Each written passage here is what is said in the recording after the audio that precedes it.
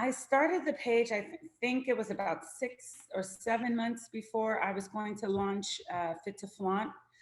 I do have other social media pages, so I was able to promote the Fit by Shelley page. The thing is that what I noticed with my other pages, I was always so corporate, if I could say that. I was always worried about, it has to be extremely professional. And with Fit by Shelley, I really just wanted you to know me. This is me. I do a lot of volunteer work. I'm always trying to help other entrepreneurs. Like, I'm more than just a business owner. And I honestly think that was the difference in what made that page grow so quickly, being relatable versus trying to be so corporate and make everything look picture perfect.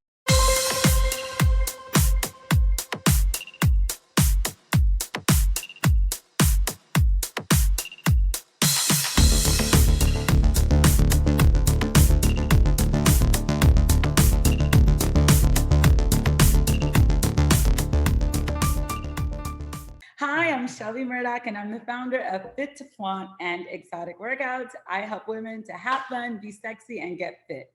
Awesome, Shelly. What an introduction. I love it. Thanks for finding time to join us on Ivy Podcast today. What a great way to start the 2021. We had heard great things from our mutual friend, Paula. Appreciate the introduction. Tell us a little bit about your background, your story, and then I want to spend a couple of minutes talking about what you're currently working on. Okay, awesome. Well, believe it or not, started off. I was in the military, stationed in Germany. I loved it. I got out of the military, and I'm like, okay, I really want to focus on school and finishing my degree. And I'm like, man, it's going to be hard to be taking all these extra credit hours and working like a regular job, a full time job. And I remember I was in the car with my little sister, and she's like, "You don't want to work? Well, you better be a stripper." And we were both laughing, and then I'm like, actually, you know what? That doesn't sound like a bad idea, And I'm like, I'm gonna try it out. And I had never been to a club or anything like that before. So I tried it out and I fell in love with the art of pole dancing. Let me tell you, I just thought it was so beautiful. I love the way it made me feel. And fast forward, I did graduate. I was doing my internship when I decided that I think I really want to pursue this passion of mine, this pole dancing passion of mine. So I actually had to quit my internship and I opened my first exotic workout studio. Wow. And now I own 3 locations. I've been in business for 10 years and I just launched a brand new startup, Fit to Flaunt. Wow, what an exciting story. I appreciate kind of the background. So as far as what you're currently working on, you mentioned you've been, you had your training studios for quite some time and you just recently launched something else. Tell us a little bit more about it. How did the idea, was born? What's the vision there? Okay, well, I took a program, Million Dollar Women, right? It was just a random ad that popped up on my Facebook, and I said, "Wow, let me see what this is about."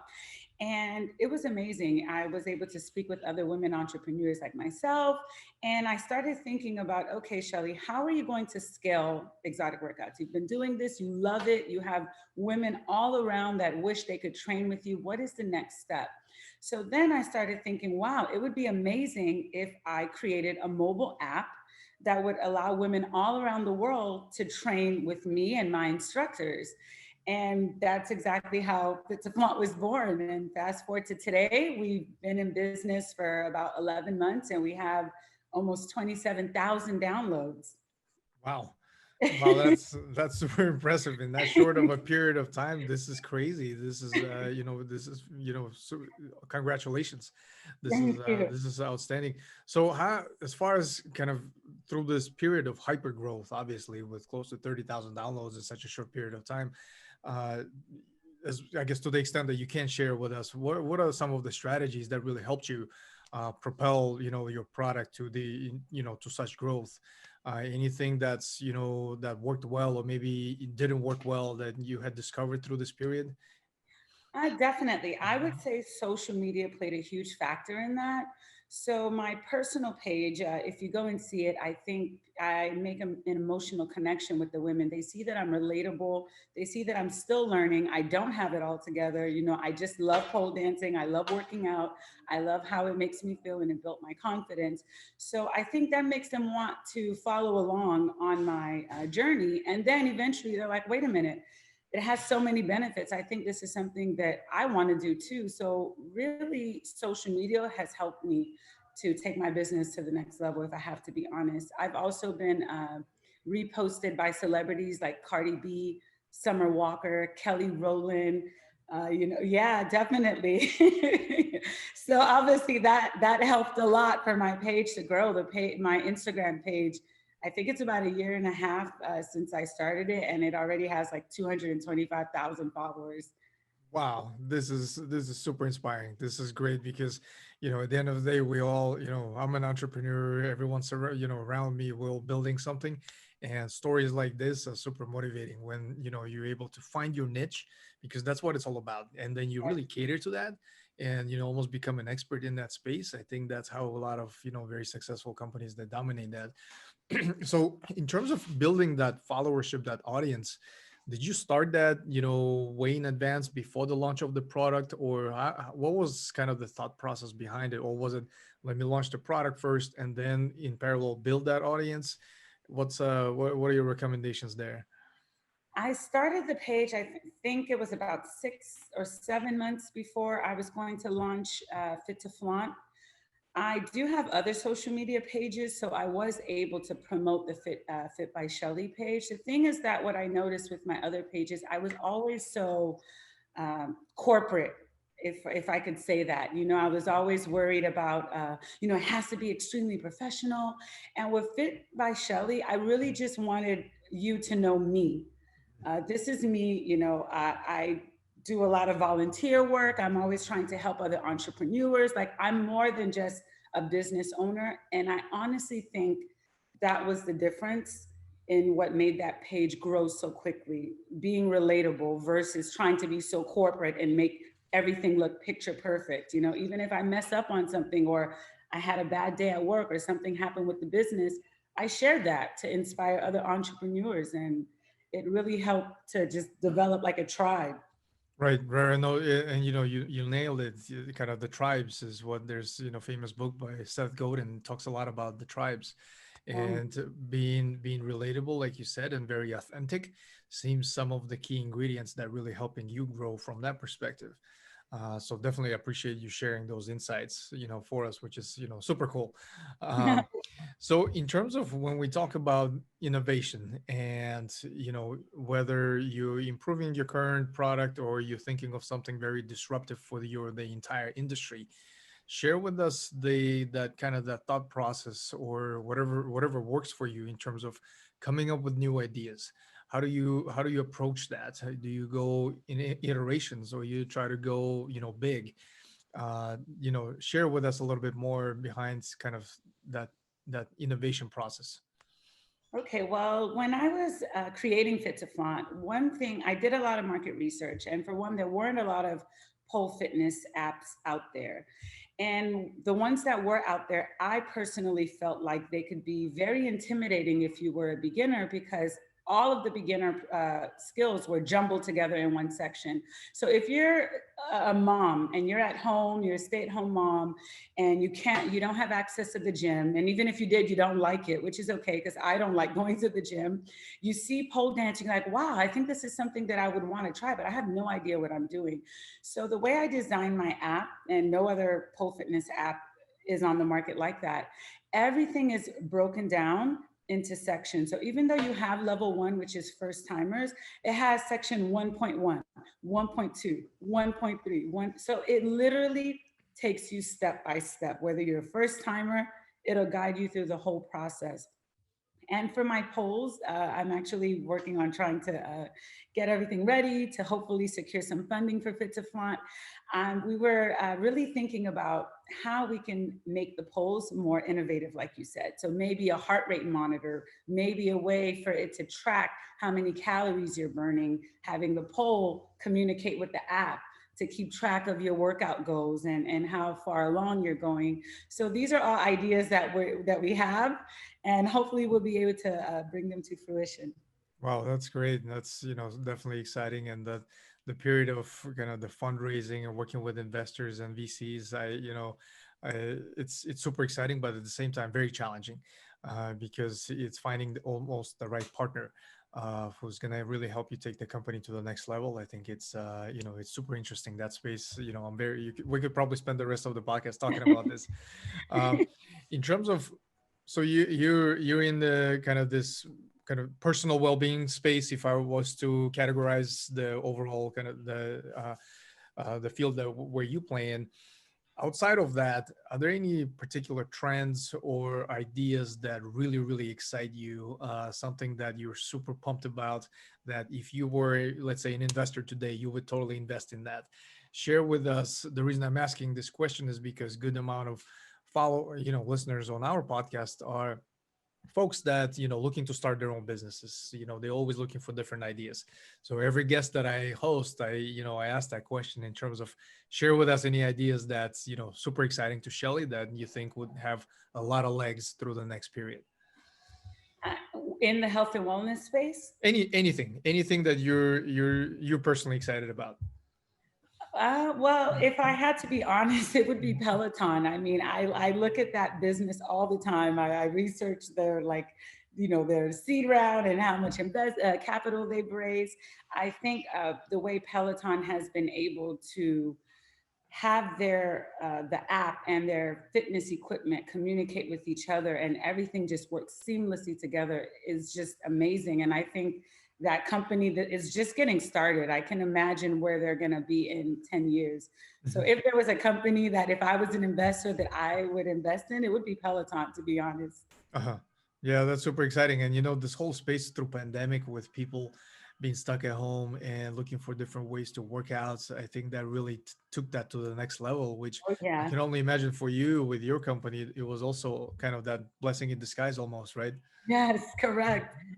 The That's awesome. timing was perfect. I launched Fit to Flaunt in March, and in March is when everything was happening with the pandemic. So it was crazy. Mhm. People thought I timed it, and they're like, "Wow, that's so crazy that I can pole dance at home and all my studios are closed." I'm like, "That's not on purpose, That's just the universe like being on my side."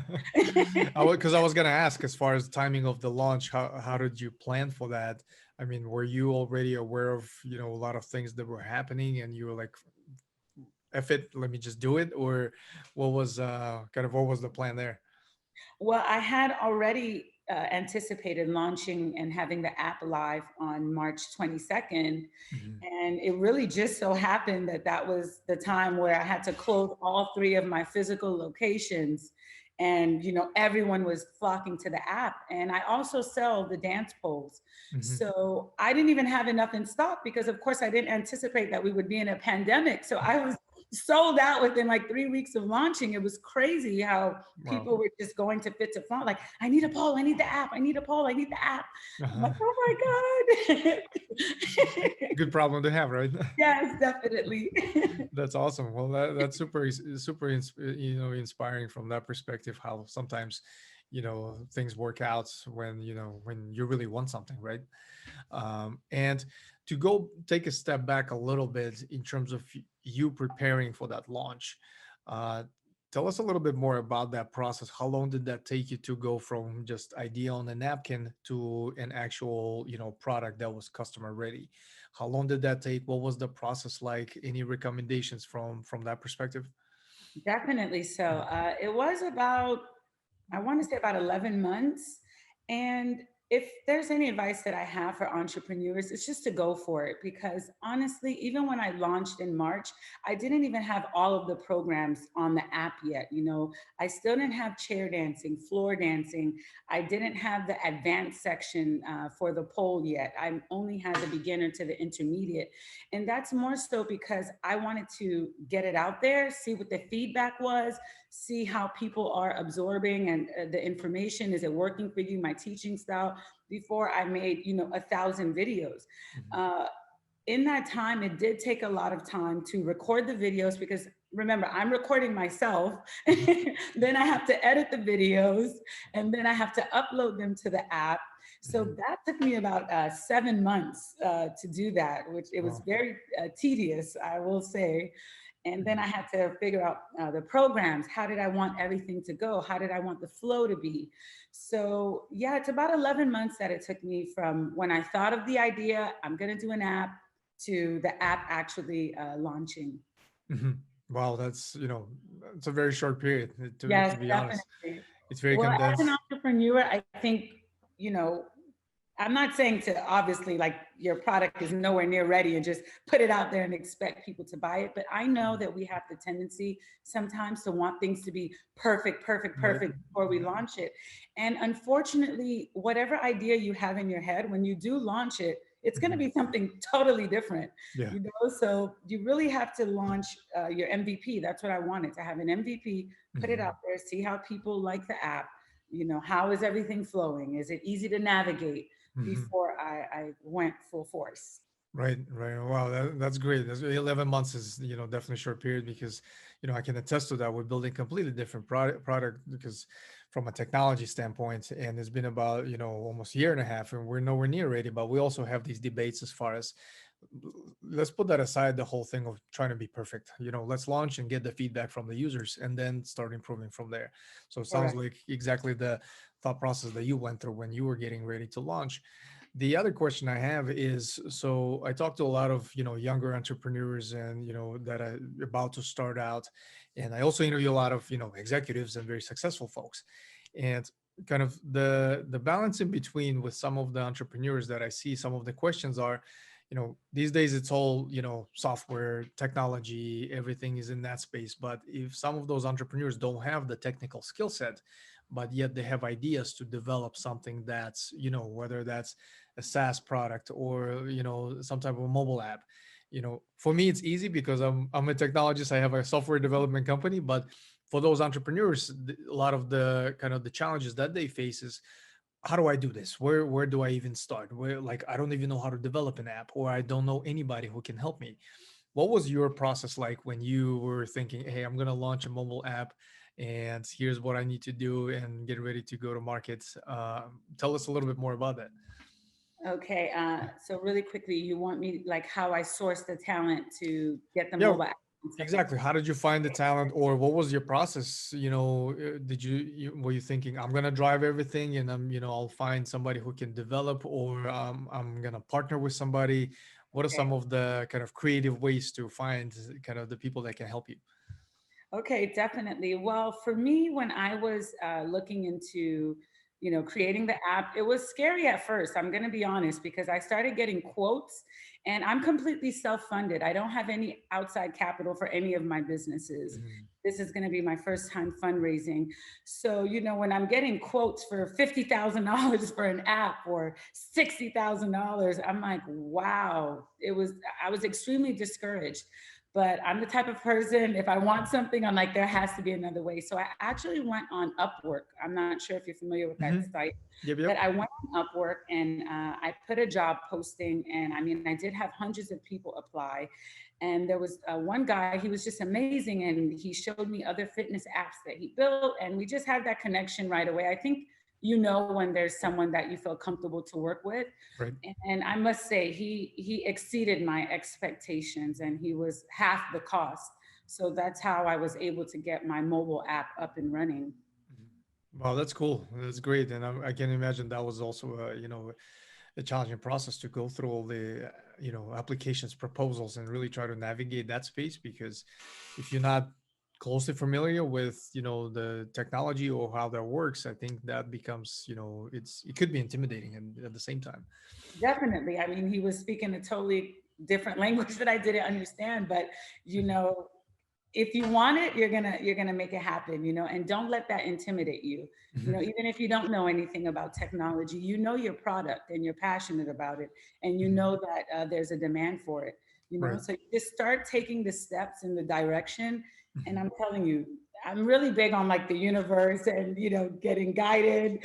So if I make that reference a lot, that's why. I always say take the first couple steps, And it's like magic. The universe just puts the right people in your path to help Mhm. you go after whatever it is that you want. Right, right, right. No, absolutely. Can agree more with that.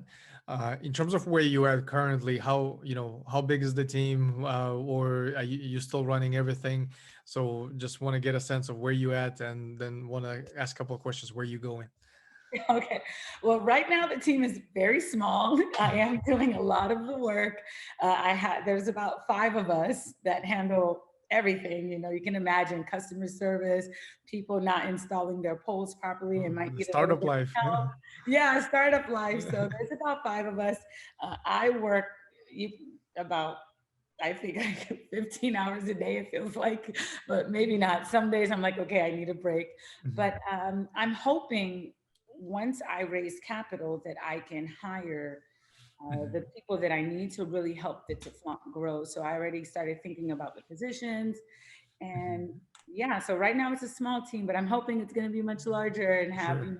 full-time employees and Right, right. really help me balance everything.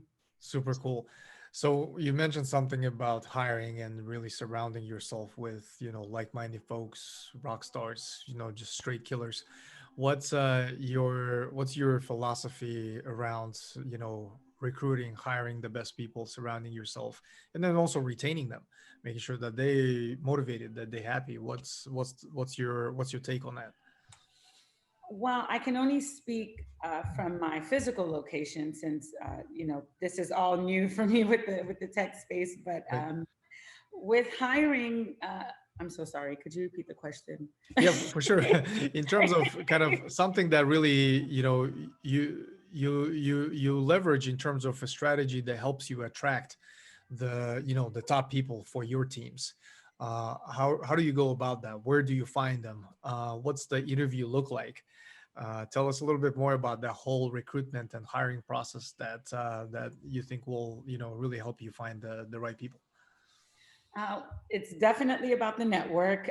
Paula is actually going to be helping me with that because that was one of the questions I had for her. Paula, I'm so used to being an entrepreneur that does everything for myself, and this company is growing so fast. And that is one of my apprehensions. Like, how do I know if I'm hiring the right people for the team? So I think it's definitely important to have a network so that if you don't know, at least you're in communication with someone who does know. Mhm, So I can't even honestly answer that question. But Paula has been so gracious and she's willing to help me. So when that time comes for mhm. hiring, we're going to be sitting together and establishing what exactly Fit to Flaunt needs and who we think can fill those needs. Right, right, right. No, absolutely, and it's exciting to hear in terms of really trying to figure out kind of what's the greatest need that's missing, or the biggest strength that's missing on my team. Like, what can I not do myself as a founder that I need to find somebody who will help me fill that void, and really go from that perspective. I think, at least from what has worked well for me in the past, that's how I approach things, Or and that's great. That's great to hear that. And as far as kind of where do you see yourself in, I don't like questions about 3 to 5 years. It's, I think it's like, shooting in the dark. But through the next shorter period, what are your plans? Where do you see yourself or your product go? What's the vision there? Okay, well, since the polls have been on the market for about 10 months now, we've been able to get feedback from a lot of our flaunters. So currently, I'm working with an engineering team so that we can redesign the poll to make it just a little more ergonomical. And I'm hoping to have that launched within the next, have the prototype at least within the next few months. And then from there, have a new brand poll on the market. So that's the main focus for my team currently right now. Mhm. Wow, that's great. That's super exciting, and it's in terms of your outlook into the current situation with the pandemic and where that's gonna go. What are your predictions from that standpoint, in terms of as you get your product ready, or you come up with different versions of the product? Are you anticipating any major changes in the market, how things will flow, or are you just kind of pursuing where you have been?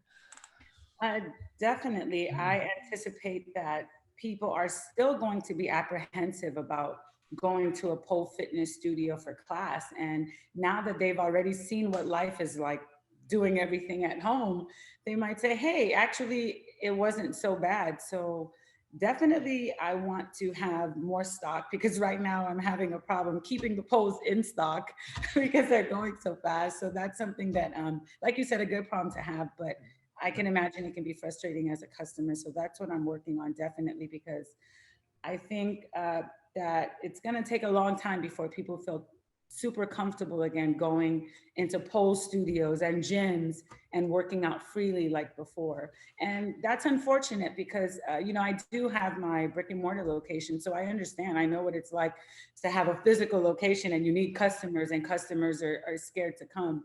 Mhm. So Right. yeah. Absolutely. Wow. Yeah, no, definitely. I can definitely resonate with that because a lot of the clients that we serve, Fortune 100 companies, and they've been, in physical locations and offices, everything has changed. And Yeah. now it's all these talk about, what's going to happen next, the hybrid workforce, whether half the time you're in the office, half the time you're remote. So that's going to be very interesting to see how this year plays out and the next. Some of the other questions I have for you in terms of your personal development, your content diet, as I like to call that. What do you consume? What do you read? What do you follow? Who is your source of inspiration? Who is your source of learning? Share with us any blogs that in your bookmarks, or is there a Twitter profile that you obsessed about? Anything from that standpoint. Oh, I actually like made a list of some of the pages that I love. Tell So I me. can We'll share. put them in the episode notes so that people can actually link them. So, but share with us. Okay, I love Ariel Lauren. Uh-huh. She's a funding expert for women businesses. I love Julia Pimsler. It was her program, Million Dollar Women, that I took that really shifted the way I thought about my business and Mhm. scaling it. I love following Afro.tech, Black Women Talk Tech, I Fund Women. It's just really inspiring for me to see people that look like me raising capital and scaling their businesses. So those are the pages that I follow. Right now, I'm reading the book. Let's see, Your Three Superpowers: Meditation, Imagination, and Intuition. Wow. I think it's very, very important as entrepreneurs to meditate Mhm. to keep yourself grounded because we can working is addictive, like this is our baby, our business is our baby, and we just want to give it all of our time, all the I love you, I don't want to put you down. And I think it's so important to have balance because I see the difference in the way I run my businesses Mhm. when I meditate, when I sleep well, when I eat well, versus when I don't and I'm more hectic and I'm just going, going, going. It's like you're busy, but you're not productive, if that makes sense. I think anyone can relate in the entrepreneurship space. You're busy, but you're not really that productive. It's like you've been working 12 hours and you're like, wait a minute, like this is all that I got done. So definitely, I think meditation is super duper important just to help us have more clarity and organize our thoughts and our goals and just to know exactly what it is that we're going after. Like, why are you doing what you're doing? Why Mhm. are you staying up late and working? Like, what's the end result? Right, right. No, I love that mainly because I've been reading a lot about kind of that the overall headspace and mental fitness at the end of the day, and been really kind of researching, going down the rabbit hole in terms of that.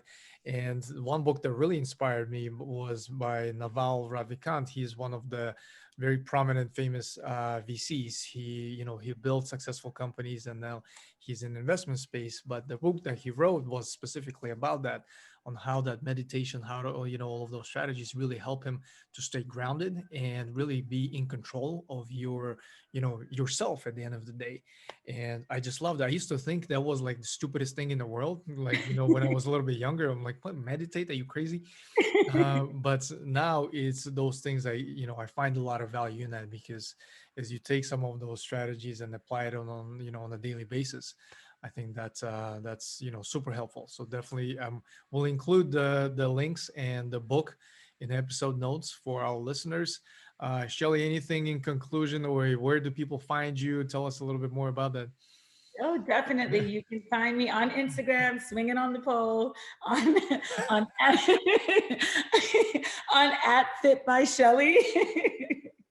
If you want to follow my businesses, it's at Fit to Flaunt and at Exotic Workouts. And something I'd like to leave off with, I just want to let all the entrepreneurs out there and all the aspiring entrepreneurs know that it's okay to not know. It's okay to not know it all. Just know that you are worthy, because that was one of the things that I was worried about. I'm like, wow, me raising funding for a business? I'm like, Mhm, can I really do that? But why not me? And why mhm, not you? You know, so we really have to make sure to keep those self-limiting beliefs in check, mhm. because they're not productive, and they're not going to help you to reach your goals. So I just wanted to leave that out there, that I don't know everything. I'm still learning, but guess what? I'm going to learn and I'm going to do it, and so can you. Wow, I love this. This is such a great advice, and definitely thank you for sharing that, Shelly. And really appreciate all the great insights. I know it was very short but very powerful conversation. I personally learned quite a bit. Super pumped right now that I'm about to go and start some other new company. Thank you so much for having me, Jan. It's been a pleasure. Yeah, absolutely. And we'll stay in touch. And we perhaps we should do another episode and towards the end of the year or next year and see how much I've changed, how much I've transpired. I definitely love doing that with a lot of the guests on my episodes, to see how things have progressed. So that's super exciting too. Totally. I would love that.